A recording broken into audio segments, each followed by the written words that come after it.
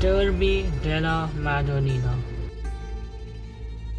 AC Milan versus Inter Milan. Also known as the Milan Derby, which is one of the fiercest rivalries in all of football and which contains the two teams present in the city of Milan of Italy, obviously. On one hand, it's AC Milan, who has historically been one of the biggest clubs in the world, winning 7 UCL titles, and on the other hand, Inter Milan has won 20 Scudettos, which is more than AC Milan. So these two are the big clubs of Italy, and one match happened between them in the 2004-2005 UCL's quarterfinals. And that time, AC Milan had players like Paolo Maldini, Kafka, Andrea Shevchenko, Andrea Pirlo, Hernan Crespo, and so many legends. On the other hand, Inter Milan had players like Javier Zanetti, Adriano, Edgar Davids, Ivan Cordoba, Marco Materazzi. So this was a fair match and a match which was going to be remembered for ages. Maybe everybody thought that it will be a great match between footballing talent, but well, this match is remembered for something absolutely else.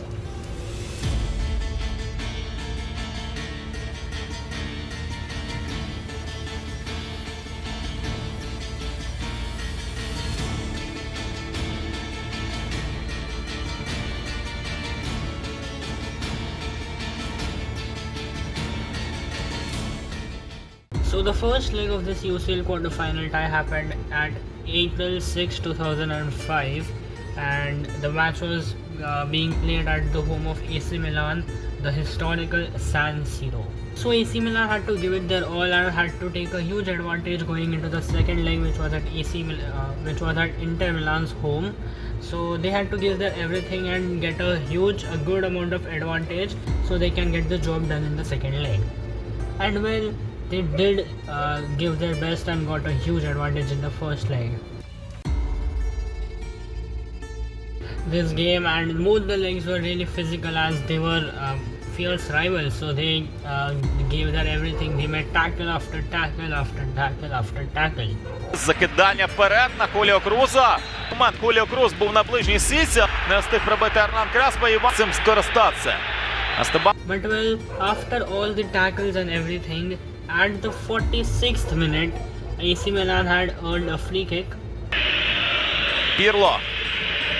Фол проти Пірло у футболістів Інтера. Андреа Пірло виконує навісну передачу. Удар!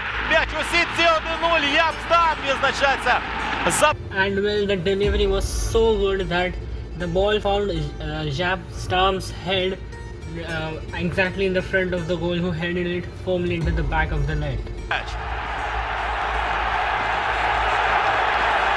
Мінімальний дотик до м'яча, але наскільки ж він... And Inter Milan still kept knocking, but Bida, the goalkeeper of AC Milan, stood strong and made save after save. У дев'ятку. Сініша Михайлович класно клав м'яч у дев'ятку воріт, але супер сейв у виконанні Діди. Зверніть увагу м'яч, але знову переконливо і надійно відіграв Діда. Пробивав Сініша Михайлович.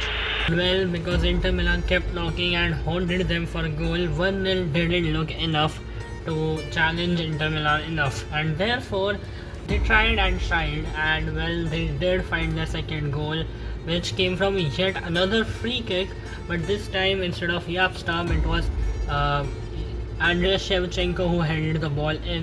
Згадуватиме це як приклад того, як клас далеко не завжди б'є порядок. М'яко кажучи, далеко не завжди. Зазвичай саме навпаки все трапляється. Андрій Шевченко тим часом заробляє. Андреа Пірло виконує навісну передачу. Удар! І 2-0! Андрій Шевченко відзначається другим забитим м'ячем. Андрій Шевченко, який... And gave AC Milan a 2-0 advantage going into the second leg. Тримає жовту картку Андрій Шевченко, але можна зрозуміти. Так. Філіппо Інзагі, який сьогоднішній поєдинок пропускає. When going into the second leg, AC Milan were the clear favorites to go to the semi-finals, but well, Inter Milan still stood a good chance because the next leg was at their home, and therefore there was a clear-cut chance for both of the teams to make it to the semi-finals. So this was going to be an even more tense leg. Well, the job for Inter Milan was already pretty difficult. But well, if you thought that the difficulty was already at the peak, wait until it gets even harder for Inter Milan to come back. Very 38 minutes of the second leg, Andriy Shevchenko was just outside the box and he found a little space from far away and he launched a rocket from his left foot and found the back of the net firmly.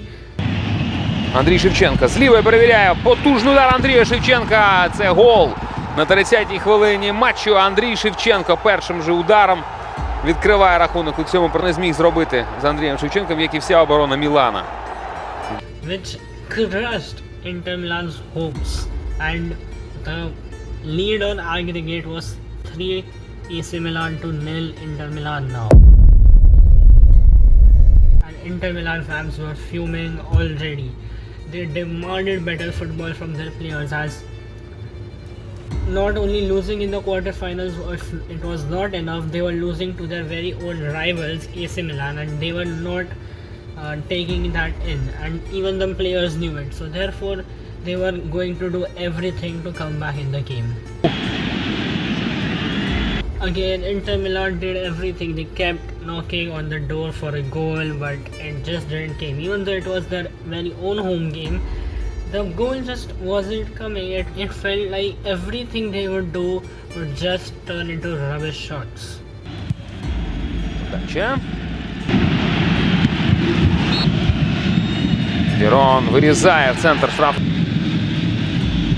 Кілі Гонсалес зараз простріл.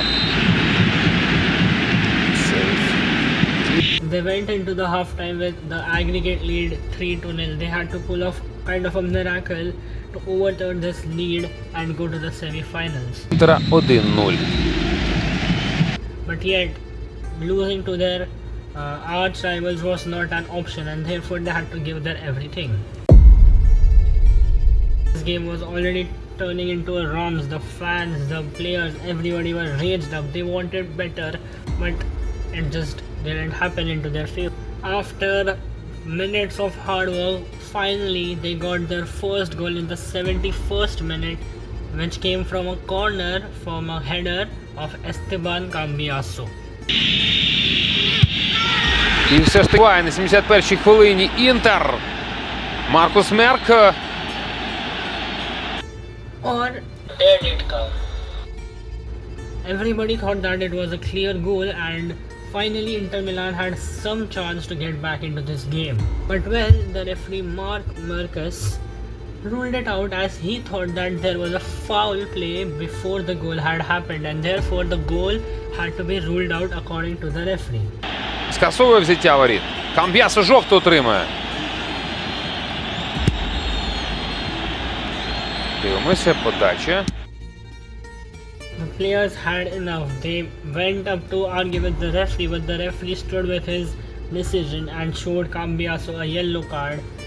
And they just had enough. They had worked so hard for one goal, but yet this one was ruled out too because of a small foul. It was a controversial ruling out of a goal for sure. But you thought the players had enough? Well, the fans were even more tired of what they were seeing. And the infamous throwing of flares on the pitch started.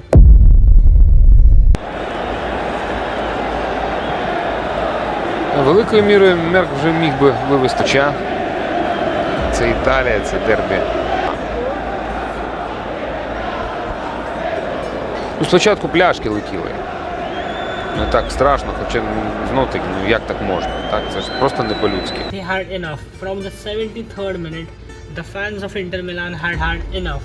They started throwing flares and other projectiles, other objects like water bottles and everything onto the pitch, and had started to create a mess. The stadium was filled with red and white smoke, and it was difficult to even see that it was a football stadium at first. But well, things got even out of hand when the AC Milan goalkeeper Dida, who was very strong, he didn't let in a goal in all these minutes in the whole game. He got hit by a flare which just missed his head. It hit his shoulder. He was just safe that it didn't hit his head, and it could have caused some serious injury, but yet it did hurt him and he was injured badly. Ой-ой-ой-ой-ой, дивіться, один із фаєрів потрапляє прямо в діду. Ой-ой-ой, це вже дуже серйозно. Це справжній безлад, ну як же так можна? Ну, це ж не по-людськи, просто. All the players had to leave the stadium as there was no chance of the match continuing in such circumstances where there was smoke all around. Fire was ignited. Fire was ironically ignited actually in the stadium, and there was no chance of the match continuing. So they were safely evacuated back to their dressing rooms. Команди, і це технічна поразка вже для Інтера. Це технічна поразка для Інтера, тому що це просто це хід для Мальдіні, для всіх абсолютно. Камбіаса може цього пішли феєри в хід і зняв вже. І так, була жорстка боротьба, так, бо Камбіаса було скасовано. Так, і фанати таким чином робив єдиний гол Красен на 30-й хвилині. Андрій Except these two players, Marco Materazzi and Rui Costa. The players of two respective teams which were playing AC Milan and Inter Milan, who for a minute put the rivalries aside, stood shoulder with shoulder and saw all the chaos created by the fans, which gave us a very iconic picture of Rui Costa and Marco Materazzi standing side by side watching the red and white smoke.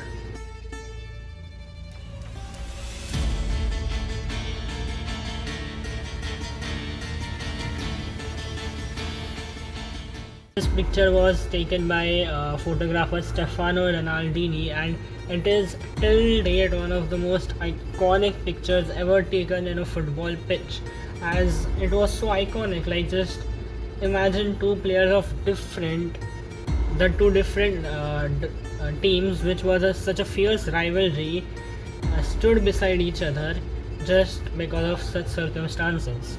But coming back to the footballing things, the match was suspended as there was obviously no chance of the match continuing. And well, Inter Milan's fans, who are already losing, caused an even worse loss, as the match was given to AC Milan as a 3-0 win, as the match didn't get completed, and therefore on aggregate Inter Milan lost to AC Milan 5-0, which was even more shameful for the fans and the players. And AC Milan went on to go and play the final of the UCL, which was yet another iconic match on which a video will come very soon, so stay tuned.